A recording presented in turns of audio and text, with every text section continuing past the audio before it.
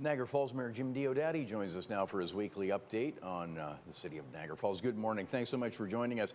Our big story this morning, your fellow mayor up the QEW, Walter Zenzik for St. Catharines, has canceled Canada Day events. And I see that you've just posted on Twitter your response and thoughts for Niagara Falls and Canada Day. Well, St. Catharines doesn't have as big a Canada Day event traditionally as we do in Niagara Falls. It's been several months of planning. So I think I met with senior staff yesterday and the organizers. I also consulted with Chief Stacy Laforme, I know a friend of the station's as well, on some advice and ways to do a more introspective, reflective event. I don't want to throw the baby out with the bathwater, and I still believe Canada is the best country in the world, and it has its flaws, and we've made our mistakes. But now that we're at a fork in the road, how do we go forward? And I'll tell you, there won't be fireworks this year.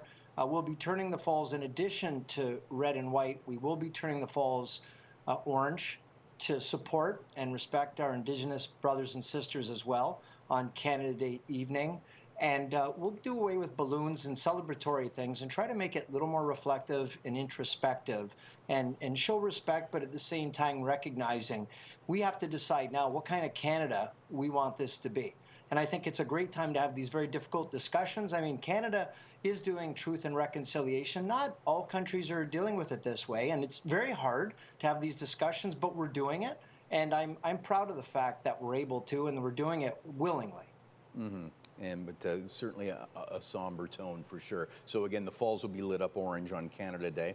Yes, in they recognition of this. Okay. On a much happier note, of course, the falls were lit up in the bleu blanc rouge for the Habs, and you're doing that again as well? I'm just impressed with that French. You've been reading your Shreddies Thank books. you.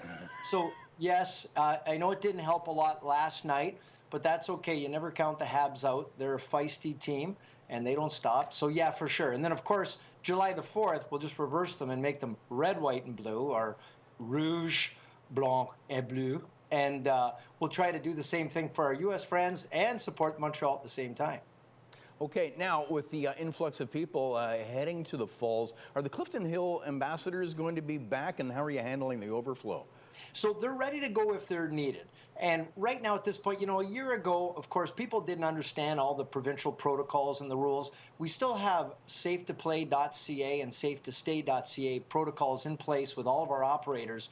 They are on standby if they're needed, but we're in a good place in terms of vaccinations, in terms of infection rates. We're very, very low. We're in a really good place. So if they're necessary, they will be ready to be deployed immediately. Okay, and you're ready to open that border. Any updates since we last spoke as far as meetings? And I know there's a new mayor in Buffalo that you've been talking to. Yeah, Mayor India Walton. So we'll welcome her. I know she's officially not elected until November, but she won the Democratic primary. And more than likely, since the Republicans don't even have a candidate, she will be the new mayor. And we'll look forward to working with her on border issues. And we have a lot of binational issues that I used to work with Mayor Brown on, and he was great. I wish him well. He was a great ambassador for the city of Buffalo, and now I look forward to working alongside with Mayor Walton. Okay, City Council is dealing with affordable housing in the fall. I know this is early stages, but is there anything on the table you can talk about that's being considered? Yeah, you know, it's interesting you mentioned that because City Councilor Victor Pietrangelo, him and Councilor Mike Strange, they go jogging all the time in the city, and they've identified some land. Victor found some land that the city owned we didn't even know we had. So we're looking at converting. Yeah, what a neat find. And it's right along a hydro corridor. So we're looking at possibly converting this, because there's a lot of open space, into some affordable housing where the city throws in the land and we get the developers to do their part and regional housing and the province to do their part.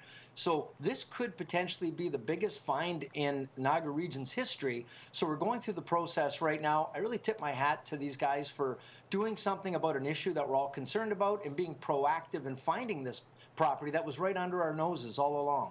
Well, amazing. Well, we'll be talking about that issue in future visits. Before we get to the weather, Jim, I'm having a dilly of a time with my canna lily garden. How are you doing? So you got to look. I sent a picture this morning. I just took that picture about 45 minutes ago in my back garden. It just opened up. That's beautiful. look in the foreground, my Inukshuk in the backyard. And I thought it was serendipitously, coincidental. I didn't plan it. I just took a close-up picture. I forgot it was there because I've had that forever. And it just opened up. It looked beautiful. The orange, I think, was indicative of the time we're going through right now with our Okay, indigenous. very nice. Yeah, I thought so. So thanks for sharing that. I mean, I wouldn't Absolutely. say I don't have a green thumb necessarily, but this morning I looked like I did. Absolutely. Hey, and before we get to the weather, of course, a heat wave in Niagara Falls as well. Pools are open until 7 o'clock during this heat wave? Yes, and we'll extend beyond that if we have to. All of our splash pads are open. We have cool centers up and running. People can get on the buses if they need to cool down. So, yeah, we want to make sure everybody's comfortable and they're safe. Great. Stay safe, stay cool. Well, you're always cool. Niagara Falls Mayor Jim Diodati.